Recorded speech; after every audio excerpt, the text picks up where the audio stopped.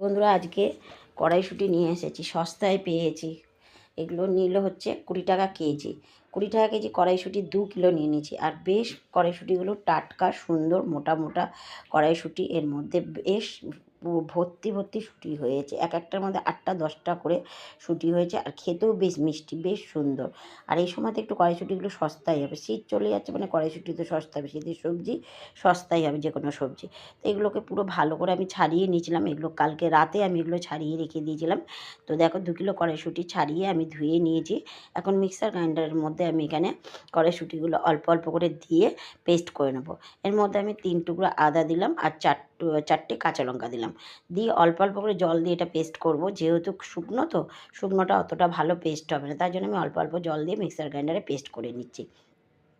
বেশ সুন্দরভাবে দেখো পেস্ট করে নিয়েছি। 1 বাটি হয়েছে, ছোটো বাটির 1 বাটি কড়াইশুঁটির পেস্ট হয়েছে। 2 কিলো কড়াইশুঁটি বলে কথা। তো যাই হোক, এটা পেস্ট করে নিয়ে আমি ততক্ষণে কড়াই গ্যাসে বসিয়ে দিলাম। গ্যাসে কড়াইটা গরম হয়ে গেছে, আর অনেকটা পরিমাণে তেল দিলাম, যেহেতু অনেকটা কড়াইশুঁটি বাটা, দেখতেই পাচ্ছ 2 কিলো কড়াইশুঁটি মানে অনেকটাই। তেলটা বেশ ভালো করে গরম হয়ে যেতে আমি এর মধ্যে দিয়ে দিলাম বেশ খানিকটা কালো জিরা। কালো জিরা ফোড়ন দিয়ে দিয়েছি। কালো জিরাটা একটু ভাজা ভাজা হয়ে যেতে বেটে রাখা কড়াইশুঁটিটা দিয়ে দিলাম, আর পরিমাণ মতো লবণ দিয়ে দিলাম। এইবার দেখ, এই কড়াইশুঁটিটা আমি গ্যাস কমিয়ে কমিয়ে সুন্দরভাবে পেস্টটাকে ভেজে নিচ্ছি। জলটা পুরো টেনে গেছে, শুকনো শুকনো হয়েছে। এবার সামান্য পরিমাণে চিনি দিয়ে দিলাম, দিয়ে আবারও ভালো করে নেড়ে চেড়ে নামিয়ে নেব। বেশ শুকনো শুকনো হয়েছে, খুব সুন্দর হয়েছে। এই রকম কড়াইশুঁটির দেখো, 1 কড়াই কড়াইশুঁটি বাটা কতটা হয়েছে দেখো জল টেনে। তো এখানে 2 বাটি হয়েছে, 2 বাটির মধ্যে 1 বাটি মেয়ে নিয়ে যাবে আর 1 বাটি আমাদের থাকবে, আমরা বানাবো। তো এটা দিয়ে কড়াইশুঁটির কচুরি বানাবো বন্ধুরা।